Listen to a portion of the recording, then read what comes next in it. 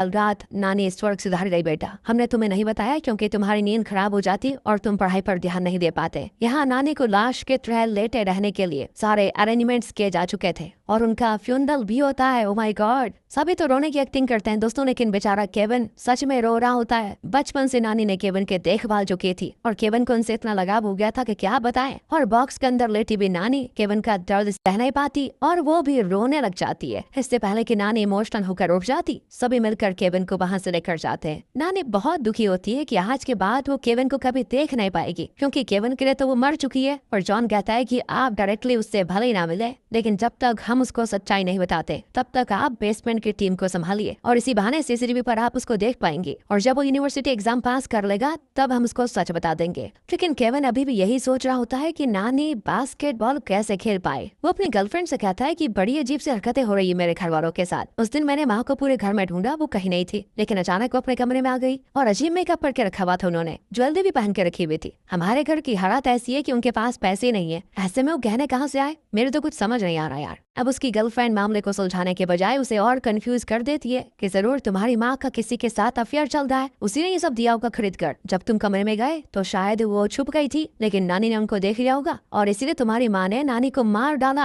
अब अगले दिन केविन स्कूल में होता है तो उसकी गर्लफ्रेंड कॉल करके बताती है, मैंने तुम्हारी माँ को एक बड़े घर में जाते देखा था, उनके साथ एक बड़ा लड़का भी था। कहकर वो उसे उस घर का लोकेशन बता दिए। केविन क्लास छोड़कर तुरंत उस घर की ओर जाता है पर जॉन के आदमी उसका पीछा करते हैं। असल में केविन की गर्लफ्रेंड ने जिया को दोस्तों अपने खुद के घर में जाते हुए देखा था जहाँ जॉन भी मौजूद है। असल में उस समय बैरी और जिया को साथ देखकर वो गलत समझ गई। बैरी अपने पापा जॉन से मिलने आया था कि प्लीज मुझे भी अपने बिजनेस में शामिल कर लीजिए पापा, लेकिन जॉन उसकी खामियां ही बताता रहता है और कहता है कि तुम ना ठीक से पढ़े और ना ठीक से स्कोर कर पाए, तुम मेरे बिजनेस को कैसे चला पाओगे। जिया भी जॉन को कन्विंस करने लग जाती है कि इतने साल वो आपसे दूर रहा, अब तो आप उसको साथ रख लीजिए। जॉन कहता है कि अगर तुम मेरे साथ रहना चाहते हो तो सबसे पहले तो तुम्हें जिम ज्वाइन करना होगा, फिट रहना होगा और मुफ्त की रोटी तोड़ना बंद करना पड़ेगा, मेहनत करनी पड़ेगी, तभी जाकर मैं तुम्हें अपने बिजनेस में शामिल कर पाऊंगा। इसी